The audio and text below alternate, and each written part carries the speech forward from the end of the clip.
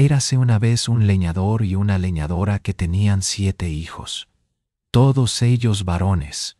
El mayor tenía 10 años y el menor solo 7. Puede ser sorprendente que el leñador haya tenido tantos hijos en tan poco tiempo, pero es que a su esposa le cundía la tarea, pues los hacía de 2 en 2. Eran muy pobres y sus 7 hijos eran una pesada carga, ya que ninguno podía aún ganarse la vida. Sufrían además porque el menor era muy delicado y no hablaba palabra alguna, interpretando como estupidez lo que era un rasgo de la bondad de su alma. Era muy pequeñito y cuando llegó al mundo no era más gordo que el pulgar, por lo cual lo llamaron Pulgarcito. Este pobre niño era en la casa el que pagaba los platos rotos y siempre le echaban la culpa de todo. Sin embargo, era el más fino y el más agudo de sus hermanos, y si hablaba poco, en cambio, escuchaba mucho.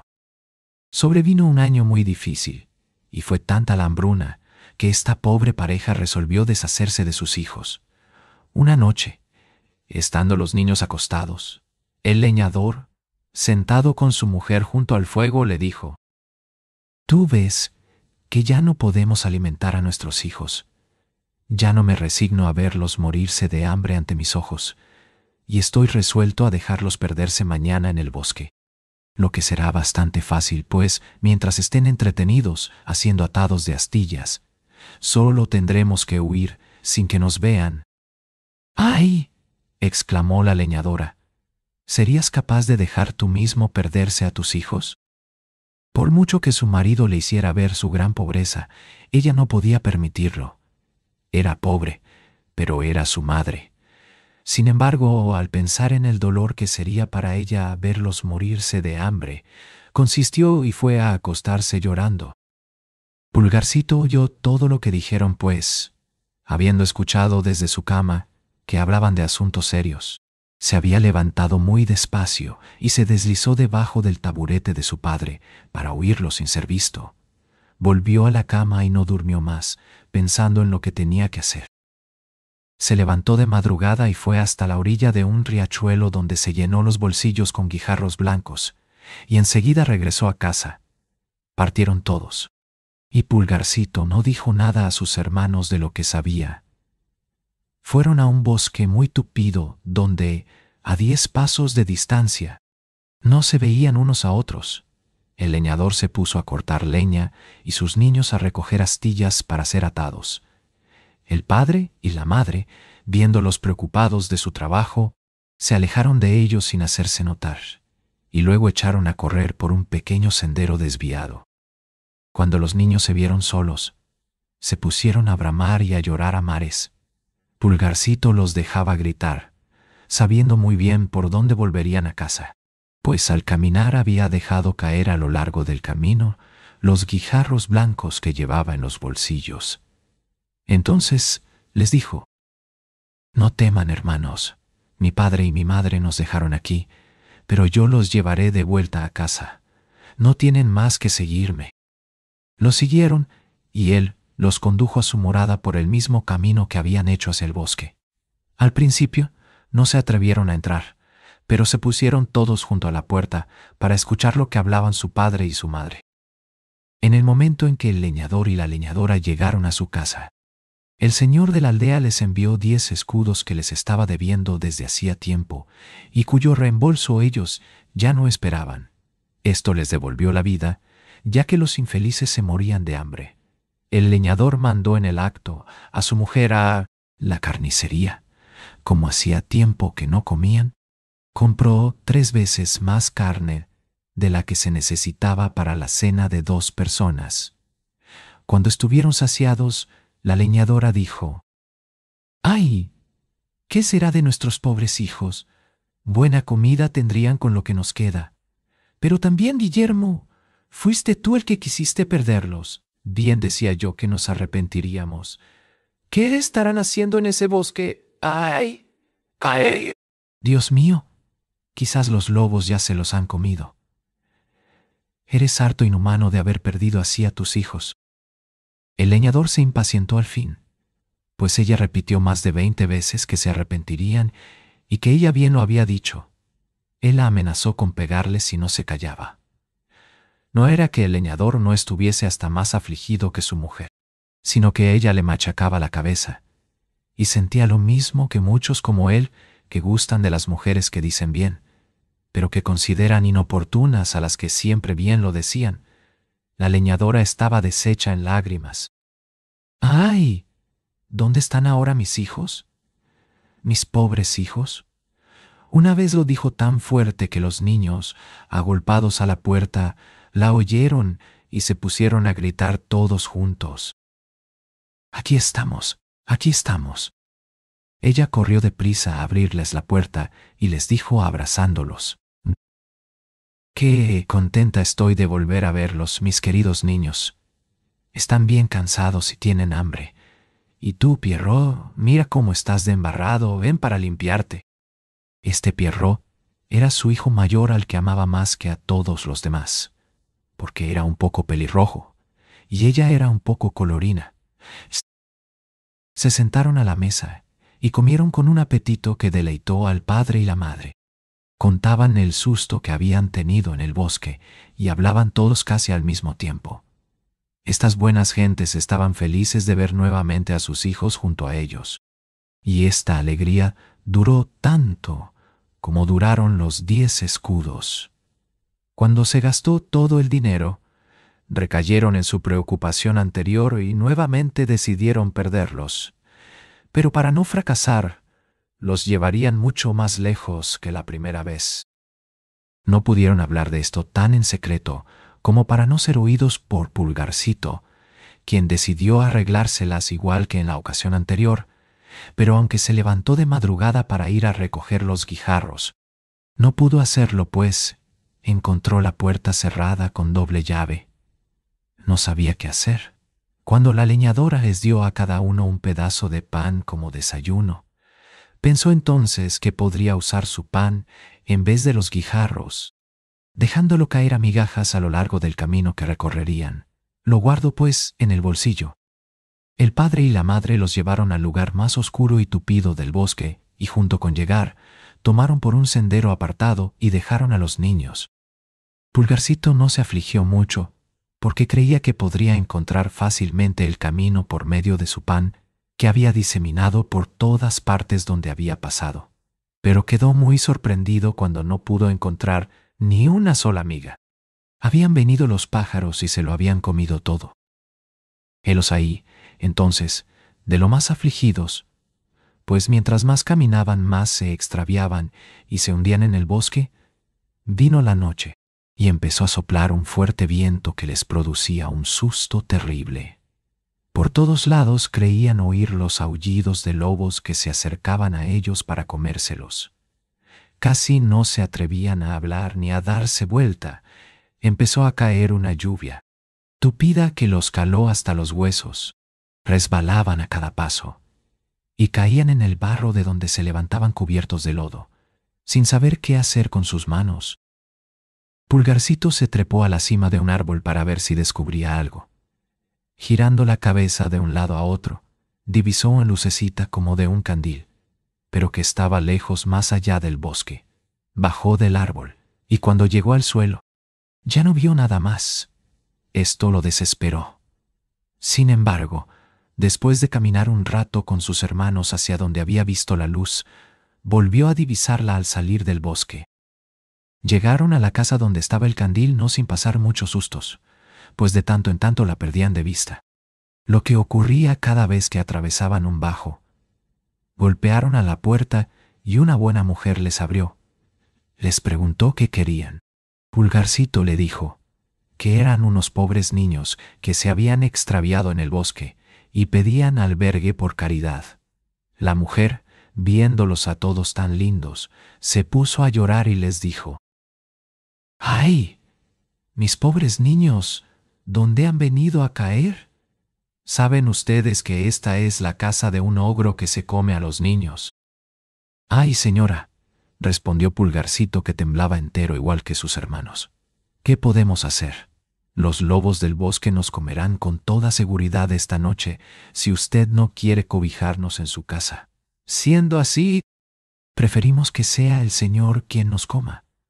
quizás se compadecerá de nosotros, si usted se lo ruega. La mujer del ogro, que creyó poder esconderlos de su marido hasta la mañana siguiente, los dejó entrar y los llevó a calentarse a la orilla de un buen fuego, pues había un cordero entero asándose al palo para la cena del ogro. Cuando empezaban a entrar en calor, oyeron 3 o 4 fuertes golpes en la puerta. Era el ogro que regresaba. En el acto la mujer hizo que los niños se ocultaran debajo de la cama y fue a abrir la puerta. El ogro preguntó primero si la cena estaba lista, si habían sacado vino, y enseguida se sentó a la mesa. El cordero estaba aún sangrando, pero por eso mismo lo encontró mejor. Olfateaba a derecha e izquierda, diciendo que olía a carne fresca. «Tiene que ser», le dijo su mujer, «ese ternero que acabo de preparar lo que sentís». «No. Huelo carne fresca, otra vez te lo digo», repuso el ogro mirando de reojo a su mujer. «Aquí hay algo que no comprendo». Al decir estas palabras, se levantó de la mesa y fue derecho a la cama. «Ah», dijo él, «así me quieres engañar. Maldita mujer. No sé por qué no te como a ti también. Suerte para ti que eres una bestia vieja. Esta casa me viene muy a tiempo para festejar a 3 ogros amigos que deben venir en estos días». Sacó a los niños de debajo de la cama, uno tras otro. Los pobres se arrodillaron pidiéndole misericordia, pero estaban ante el más cruel de los ogros, quien, lejos de sentir piedad, los devoraba ya con los ojos y decía a su mujer que se convertirían en sabrosos bocados cuando ella les hiciera una buena salsa. Fue a coger un enorme cuchillo y mientras se acercaba a los infelices niños, lo afilaba en una piedra que llevaba en la mano izquierda. Ya había cogido a uno de ellos cuando su mujer le dijo: «¿Qué queréis hacer a esta hora? ¿No tendréis tiempo mañana por la mañana?» «Cállate», repuso el ogro, «así estarán más tiernos». «Pero todavía tenéis tanta carne», replicó la mujer. «Hay un ternero, 2 corderos y la mitad de un puerco». «Tienes razón», dijo el ogro. «Dales una buena cena para que no adelgacen y llévalos a acostarse». La buena mujer se puso contentísima y les trajo una buena comida, pero ellos no podían tragar, de puro susto. En cuanto al ogro, siguió bebiendo.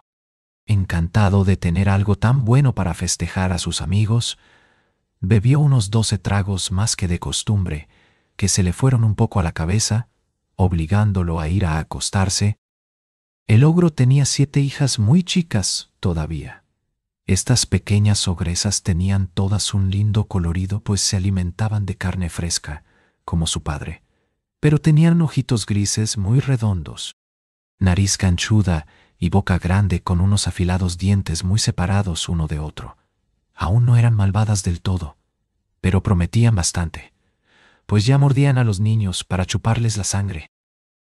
Las habían acostado temprano, y estaban las 7 en una gran cama, cada una con una corona de oro en la cabeza.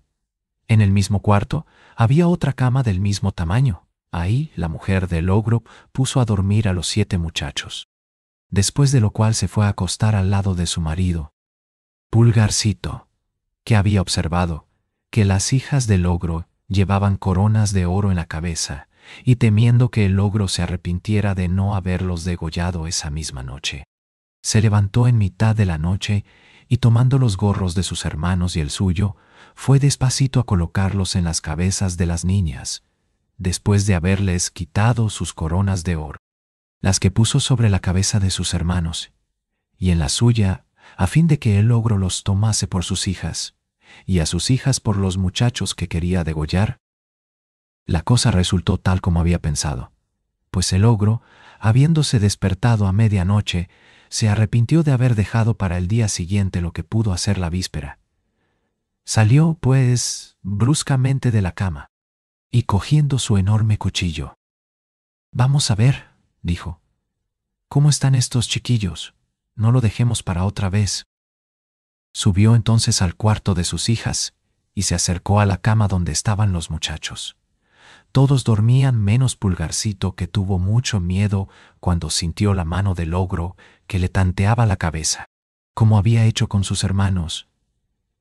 El ogro, que sintió las coronas de oro. Verdaderamente, dijo, buen trabajo habría hecho. Veo que anoche bebí demasiado. Fue enseguida a la cama de las niñas, donde tocando los gorros de los muchachos. ¡Ah!, exclamó. Aquí están nuestros mozuelos. Trabajemos con coraje.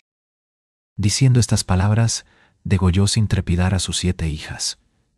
Muy satisfecho después de esta expedición, volvió a acostarse junto a su mujer. Apenas Pulgarcito oyó los ronquidos del ogro, despertó a sus hermanos y les dijo que se vistieran rápido y lo siguieran. Bajaron muy despacio al jardín y saltaron por encima del muro. Corrieron durante toda la noche, tiritando siempre y sin saber a dónde se dirigían. El ogro, al despertar, dijo a su mujer: «Anda arriba a preparar a esos chiquillos de ayer». Muy sorprendida, quedó la ogresa ante la bondad de su marido, sin sospechar de qué manera entendía él que los preparara, y creyendo que le ordenaba vestirlos. Subió, y cuál no sería su asombro al ver a sus 7 hijas degolladas, y nadando en sangre, empezó por desmayarse, que es lo primero que discurren casi todas las mujeres en circunstancias parecidas. El ogro, temiendo que la mujer tardara demasiado tiempo en realizar la tarea que le había encomendado, subió para ayudarla. Su asombro no fue menor que el de su mujer cuando vio este horrible espectáculo. «¡Ay! ¿Qué hice?», exclamó. «Me la pagarán estos desgraciados», y en el acto echó un tazón de agua en la nariz de su mujer y haciéndola volver en sí. «Dame pronto mis botas de 7 leguas», le dijo, «para ir a agarrarlos». Se puso en campaña, y después de haber recorrido lejos de uno a otro lado, tomó finalmente el camino por donde iban los pobres muchachos que ya estaban a solo 100 pasos de la casa de sus padres. Vieron al ogro ir de cerro en cerro y atravesar ríos con tanta facilidad como si se tratara de arroyuelos. Pulgarcito, que descubrió una roca hueca cerca de donde estaban, hizo entrar a sus hermanos y se metió él también, sin perder de vista lo que hacía el ogro. Este, que estaba agotado de tanto caminar inútilmente, pues las botas de 7 leguas son harto cansadoras, quiso reposar y por casualidad fue a sentarse sobre la roca donde se habían escondido los muchachos.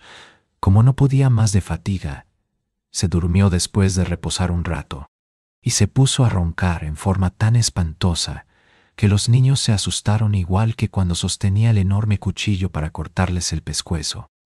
Pulgarcito sintió menos miedo, y les dijo a sus hermanos que huyeran deprisa a la casa mientras el ogro dormía profundamente, y que no se preocuparan por él.